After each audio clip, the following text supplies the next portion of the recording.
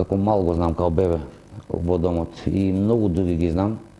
Јас како председател бев бивши председател на домот едно време. Го водев домот, така се водеше. Мораше да има председател на домот. И ги знам сите кој како е и какова проблематика. Ама нас не се погоди тогаш, го земавме ивица и многу луѓе, најдовме поголема куќа во Кисела вода, кај што имаше повеќе соби, кај што може да се сместат, например. Ние дека сме тројца браќа сите по една соба, имавме уште една соба каде што може уште 20-тројца да спијат таму. И доваѓаа кај нас не само вака да и помагаме и на преспивување некои за вечер, за 2 вечери, 3 вечери. И такво не нас како на менталитетот на мене, мислам мене и на браќата. Ние многу пари сме им давале, па не ги враќале, па ништо. И не се ни лутиме за тоа. Маријан е еден од оние штитеници на домот 11 октомври кои успеа да завршат факултет. Имам запознаено исто девојче кое е исто бившо, мислам бивши домец, во домот излезено. Последниве 4 години од децава од домот кога ќе излегуват, Американ коледж и некои факултети во држава приватниве се понудија да ги стипендираат, да може да имат поголемо образование при работа, после полесно да најдат.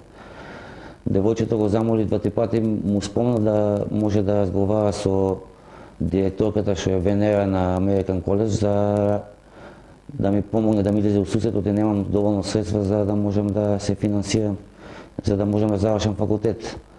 Дека не ми е токава, немам доволно пари. Мала ми е платата мене, кај што работам. И она ми излезе, госпоѓата ми излезе у сусет, ми рече да дојдам утре дента, да можем да почнем да студирам. Уште утре дента. И така бев први вонреден студент и на работа и на студирање малку потешко ми идеше. Отпосле ја замолив да ме префрлат на, дека е со стипендија, па ја замолив да ме префрлат на редовен студент. И после со колегите на работа се менјав, одев се втора смена, а на факултет одев од сабале од 8 сат до 1 сат на како редовен студент. И така го завршив. Неговото искуство да се стекне со високо образование на правниот факултет на Американскиот коледж на катедрата за политички науки е резултат на неговата лична иницијатива и на помошта на коледжот и неговата другарка која го поттикнала на ова. Но од пред една година, владата на Република Македонија, односно Министерството за труд и социјална политика, заедно со Министерството за образование, воведоа програма за стипендирање на децата без родители и родителска грижа, доколку тие се упишат на некој од јавните универзитети во земјата. Сакам да го изразам моето лично задоволство, заради тоа што најголем дел, ако не и сите од децата без родители кои што имаат завршено факултет, веќе работат на соодветни работни места, дел од нив се веќе сериозни државни службеници, во неколку министерства имаме на многу високи позиции и мислам дека тој пример треба да биде мотив за сите други дечиња кои што во моментов се згрижени во нашите установи или во згрижувачките семејства, да го следат тој пример, затоа што инвестирањето во образованието нивно од нив самите зависи. Ние како држава ќе им ги овозможиме и веќе овозможуваме поголем дел од условите. Но една работа и една порака од мене до нив е дека нема подобро нешто од заокружување на целокупниот образовен систем и дека само на тој начин ќе бидат навистина конкурентни, ќе добијат навистина соодветни работни места кои што понатака во животот ќе им се ефектуираат на нив во исклучително позитивна смисла. Со оглед на тоа што оваа програма стартуваше минатата година, останува да се види на каков одглас ќе најде кај децата штитеници од домовите и во згрижувачките семејства. Секако треба да се работи на нивно информирање и поттикнување. Она што останува како нешто што треба да се промени во образованието на овие деца е средното образование. Не секој од нив ќе се запише на факултет. Една од слабостите на која укажуваат младите без родители е дека за време на нивните престои во домовите или во згрижувачките семејства не се стекнуваат со соодветно и конкурентно средно образование и со професии за пазарот на трудот. Затоа или тешко се вработуваат или се вработуваат на места со најнизок социјален статус. И ние го диагностициравме конечно истото, бидејќи правилното нивно насочување за нив е подобро. нивното стручно способување во однос на она што е конкурентна работна сила на пазарот на труд, за нив е многу подобро.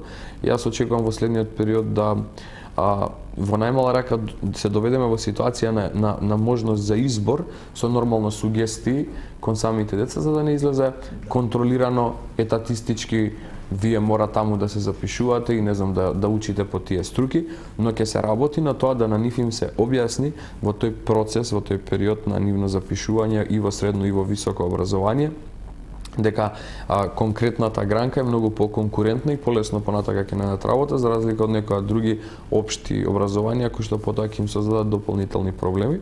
Многу е полезно за државата доколку инвестира во нивното образование и истакнува неколку такви успешни позитивни примери за да ги поттикне останатите деца кои се згрижени во згрижувачки семејства или во институции како што се СОС детско село или пак детски дом 11 октомври, да ги поттикне младите кои се без родители и родителска грижа, а институциите им се нивни старатели, да максимално вложат во нивното образование и навистина да бидат прифатени од работодавачите не заради емпатија и социјална несигурност, односно изразување на својата социјална одговорност како бизнисмени, туку затоа што навистина се вредни, достојни да бидат вработени и самите ќе понатаму ќе водат грижа за себе.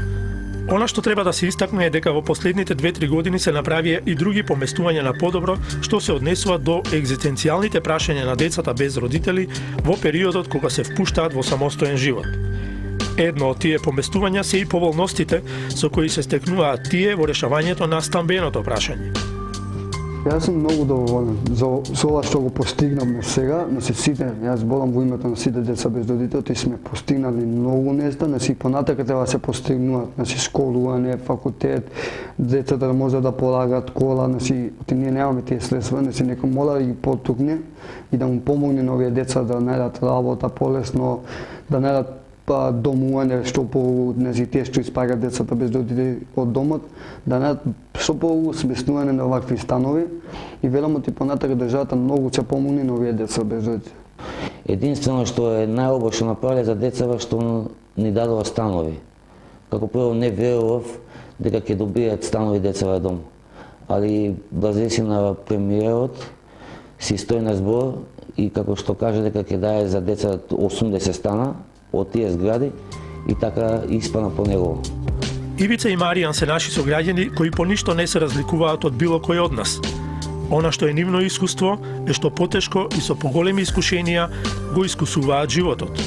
Но затоа пак, нивните фантазии се исти како и на мнозинството од нас на нивна возраст. Мојата фантазија е да си напам семејство, да си имам жена, деца или фамилија, да овој стан што го имам, што ми го даде државата и понатака, да можам да си го имам и да си го откупам. Ако даде државата, дај Боже, тоа е до нив, не е до нас.